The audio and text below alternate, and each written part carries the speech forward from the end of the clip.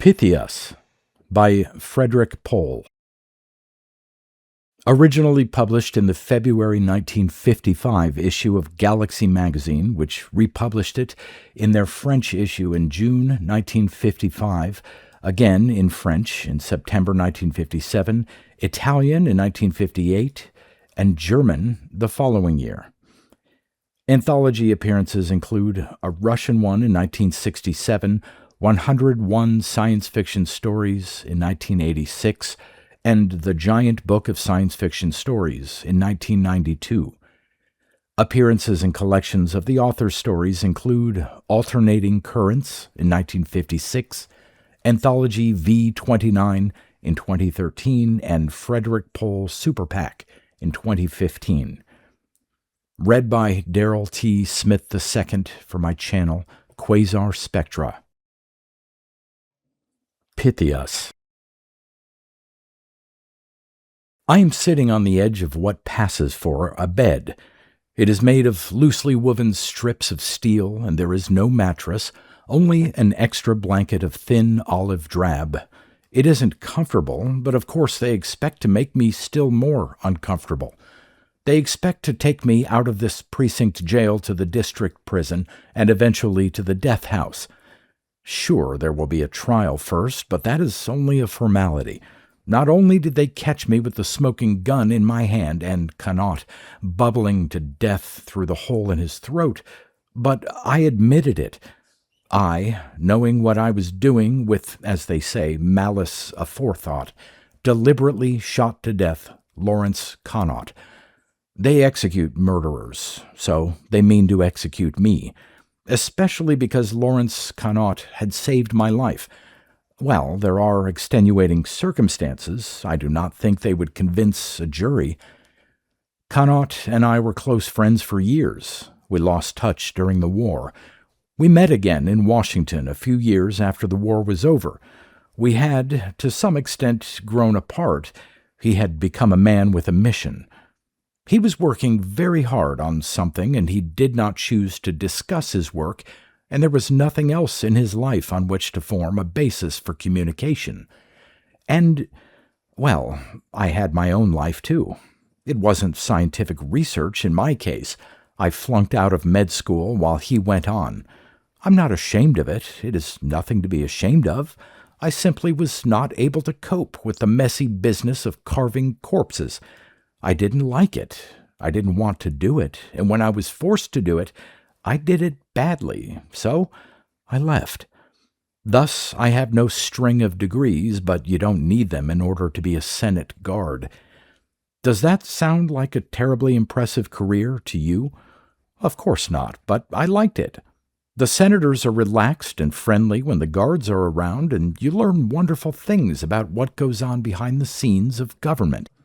And a Senate guard is in a position to do favors for newspapermen who find a lead to a story useful, for government officials who sometimes base a whole campaign on one careless, repeated remark, and for just about anyone who would like to be in the visitors' gallery during a hot debate.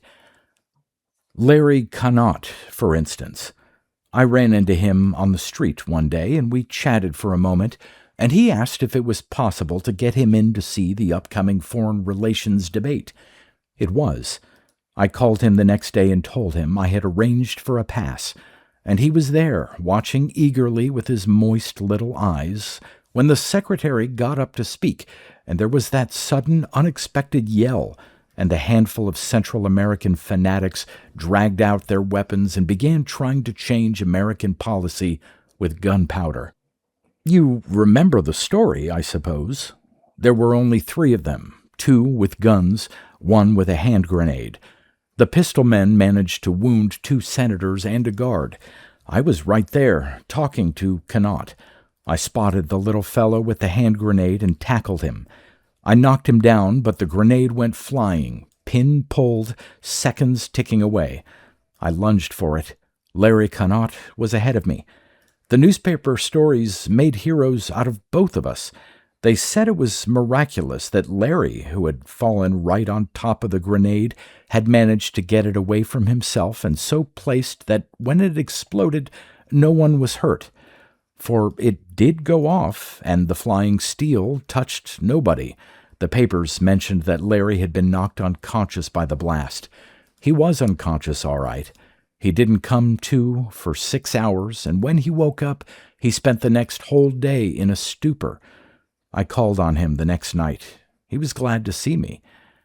"That was a close one, Dick," he said. "Take me back to Tarawa." I said, "I guess you saved my life, Larry." "Nonsense, Dick. I just jumped. Lucky, that's all. The papers said you were terrific. They said you moved so fast nobody could see exactly what happened." He made a deprecating gesture, but his wet little eyes were wary. "Nobody was really watching, I suppose." "I was watching," I told him flatly. He looked at me silently for a moment. "I was between you and the grenade," I said. "You didn't go past me, over me, or through me, but you were on top of the grenade." He started to shake his head. I said, "Also, Larry, you fell on the grenade. It exploded underneath you. I know because I was almost on top of you, and it blew you clear off the floor of the gallery. Did you have a bulletproof vest on?" He cleared his throat. "Well, as a matter of—" "Cut it out, Larry. What's the answer?" He took off his glasses and rubbed his watery eyes. He grumbled, "Don't you read the papers? It went off a yard away." "Larry," I said gently, "I was there." He slumped back in his chair, staring at me. Larry Connaught was a small man, but he never looked smaller than he did in that big chair, looking at me as though I were Mr. Nemesis himself. Then he laughed. He surprised me. He sounded almost happy. He said, "Well, hell, Dick, I had to tell somebody about it sooner or later. Why not you?" I can't tell you all of what he said. I'll tell most of it, but not the part that matters. I'll never tell that part to anybody. Larry said, "I should have known you'd remember." He smiled at me ruefully, affectionately. "Those bull sessions in the cafeterias, eh? Talking all night about everything, but you remembered." "You claimed that the human mind possessed powers of psychokinesis," I said. "You argued that just by the mind, without moving a finger or using a machine, a man could move his body anywhere, instantly. You said that nothing was impossible to the mind." I felt like an absolute fool saying those things. They were ridiculous notions. Imagine a man thinking himself from one place to another. But I had been on that gallery. I licked my lips and looked to Larry Connaught for confirmation. "I was all wet," Larry laughed. "Imagine!" I suppose I showed surprise because he patted my shoulder. He said, becoming sober, "Sure, Dick, you're wrong, but you're right all the same. The mind alone can't do anything of the sort. That was just a silly kid notion. But," he went on, "but there are, well, techniques linking the mind to physical forces, simple physical forces that we all use every day. That can do it all, everything. Everything I ever thought of and things I haven't found out yet. Fly across an ocean? In a second, Dick. Wall off an exploding bomb? Easily. You saw me do it. Oh, it's work. It takes energy. You can't escape natural law. That was what knocked me out for a whole day. But that was a hard one. It's a lot easier, for instance, to make a bullet miss its target. It's even easier to lift the cartridge out of the chamber and put it in my pocket, so that the bullet can't even be fired. Want the crown jewels of England? I could get them, Dick." I asked, "Can you see the future?" He frowned. "That's silly. This isn't How about reading minds?" Larry's expression cleared. "Oh, you're remembering some of the things I said years ago. No, I can't do that either, Dick. Maybe someday if I keep working at this thing. Well, I can't right now. There are things I can do, though, that are just as good. Show me something you can do, I asked. He smiled. Larry was enjoying himself. I didn't begrudge it to him. He had hugged this to himself for years, from the day he found his first clue, through the decade of proving and experimenting, almost always being wrong, but always getting closer. He needed to talk about it. I think he was really glad that at last someone had found him out. He said, "Show you something?" "Why, let's see, Dick." He looked around the room, then winked. "See that window?" I looked. It opened with a slither of wood and a rumble of sash weights. It closed again. "The radio," said Larry. There was a click, and his little set turned itself on. "Watch it." It disappeared and reappeared. "It was on top of Mount Everest," Larry said, panting a little. The plug on the radio's electric cord picked itself up and stretched toward the baseboard socket, then dropped to the floor again. "No," said Larry, and his voice was trembling. "I'll show you a hard one. Watch the radio, Dick. I'll run it without plugging it in.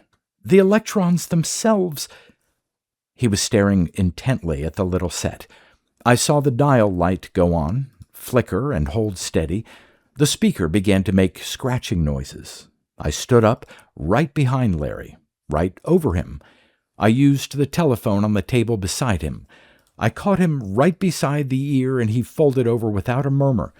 Methodically, I hit him twice more, and then I was sure he wouldn't wake up for at least an hour. I rolled him over and put the telephone back in its cradle. I ransacked his apartment. I found it in his desk. All his notes, all the information, the secret of how to do the things he could do. I picked up the telephone and called the Washington police. When I heard the siren outside, I took out my service revolver and shot him in the throat. He was dead before they came in. For, you see, I knew Lawrence Connaught. We were friends. I would have trusted him with my life, but this was more than just a life. 23 words told how to do the things that Lawrence Connaught did. Anyone who could read could do them. Criminals, traitors, lunatics, the formula would work for anyone. Lawrence Connaught was an honest man and an idealist, I think. But what would happen to any man when he became God? Suppose you were told 23 words that would let you reach into any bank vault, peer inside any closed room, walk through any wall. Suppose pistols could not kill you. They say power corrupts, and absolute power corrupts absolutely, and there can be no more absolute power than the 23 words that can free a man of any jail or give him anything he wants. Larry was my friend, but I killed him in cold blood, knowing what I did, because he could not be trusted with the secret that could make him king of the world. But I can.